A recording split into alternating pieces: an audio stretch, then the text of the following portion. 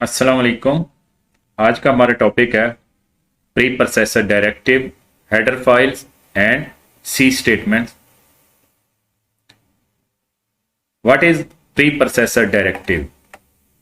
Pre processor directive is an instruction given to the compiler. Preprocessor directive क्या है? एक instruction होती है जो कंपाइलर को प्रोवाइड की जाती है। Semi colon is not used eight and. Pre processor directive के एंड पर सेमी कॉलन को इस्तेमाल नहीं किया जाता।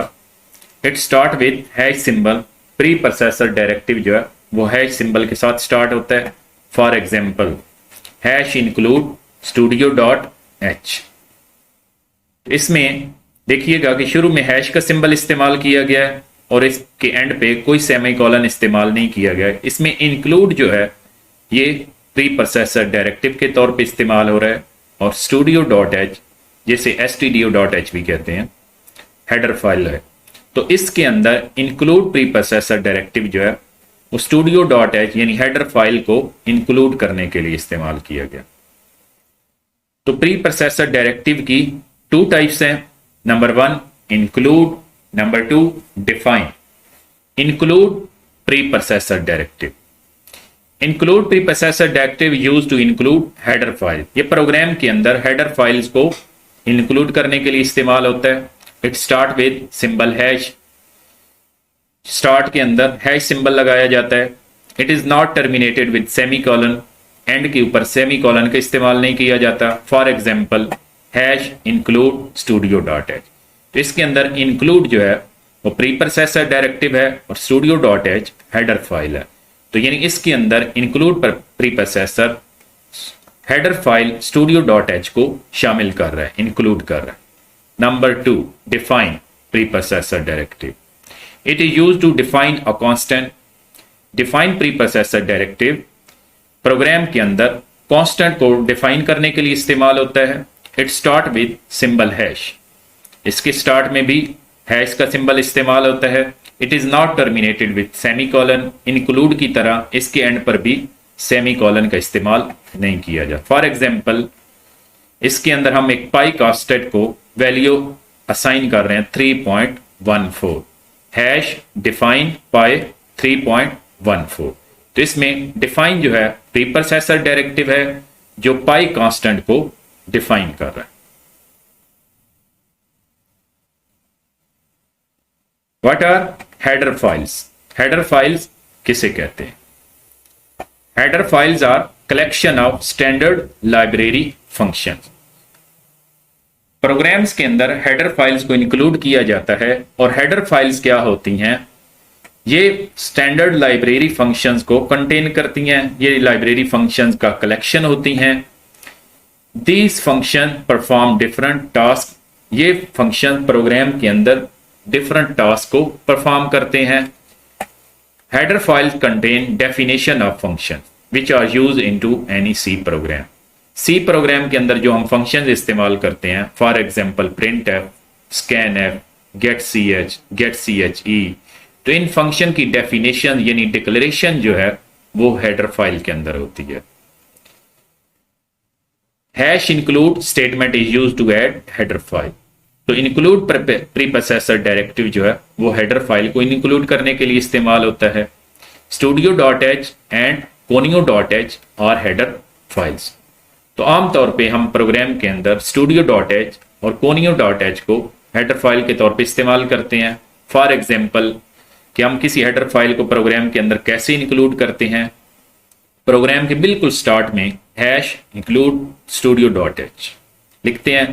कोनियो हेडर फाइल को इंक्लूड करने के लिए hash include conio dot H.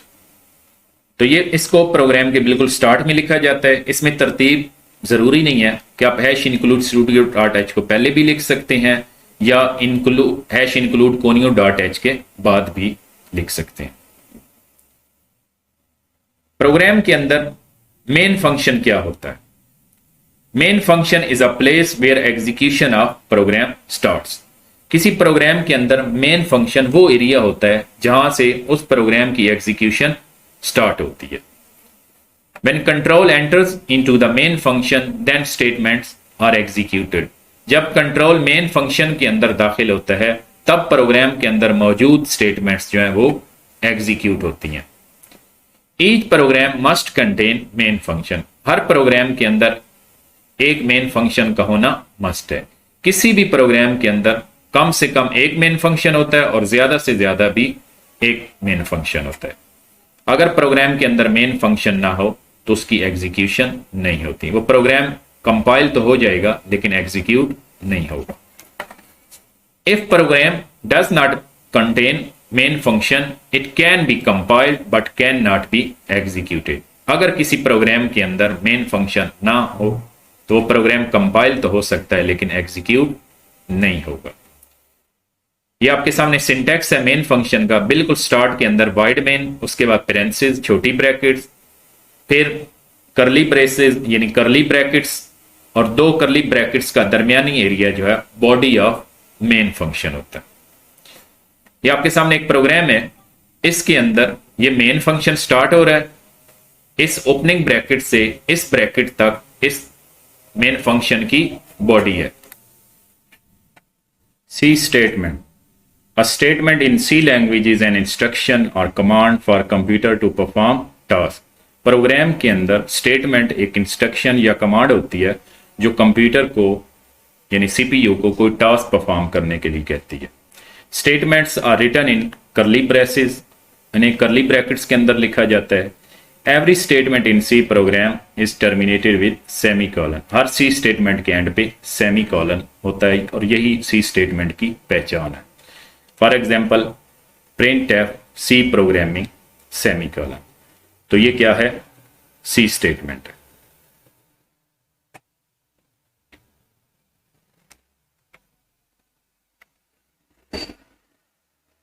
ये आपके सामने डेफ सी प्लस प्लस के अंदर एक प्रोग्राम है।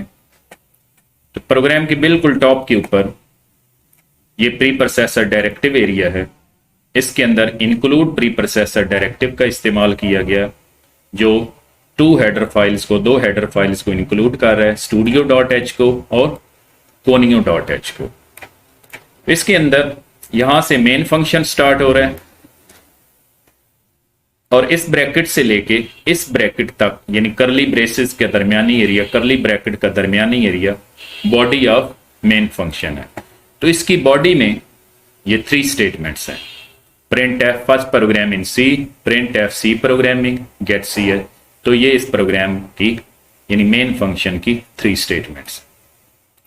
तो जब हम प्रोग्राम को एग्जीक्यूट करते हैं तो मेन फंक्शन से ही प्रोग्राम की एग्जीक्यूशन स्टार्ट होती है। अगर इसके अंदर हम डिफाइन प्री प्रोसेसर को यूज करना चाहते हैं तो डिफाइन जो है वो कांस्टेंट को डिक्लेयर करने के लिए इस्तेमाल होता है। कैसे करना है? हैश डिफाइन स्पेस पाई कांस्टेंट का नेम 3.14 वैल्यू और एंड पे सेमी कॉलन को यूज नहीं कर। तो इस तरह हम प्रोग्राम के अंदर डिफाइन प्री प्रोसेसर के जरिए कांस्टेंट को डिफाइन कर सकते हैं। दोबारा रिपीट कर रहा हूं, ये प्रोग्राम का टॉप वाला एरिया जो है इसके अंदर प्री प्रोसेसर डायरेक्टिव्स का इस्तेमाल किया गया है, यानी इंक्लूड जो हेडर फाइल को इंक्लूड कर रहा है और डिफाइन जो पाई कांस्टेंट को डिफाइन कर रहा है। ये मेन फंक्शन है। मेन फंक्शन की बॉडी जो है ये इस ब्रैकेट से लेकर इस ब्रैकेट तक है और इसकी बॉडी में ये सी स्टेटमेंट्स हैं। उम्मीद है आपको समझ आ गई होगी कि प्रोग्राम के अंदर प्री प्रोसेसर डायरेक्टिव्स क्या होते हैं, किस लिए इस्तेमाल होते हैं, मेन फंक्शन क्या होता है, मेन फंक्शन की बॉडी कहां से कहां तक होती है और प्रोग्राम के अंदर स्टेटमेंट्स किसे कहते हैं और उनकी पहचान क्या है। अस्सलाम वालेकुम, अल्लाह हाफिज।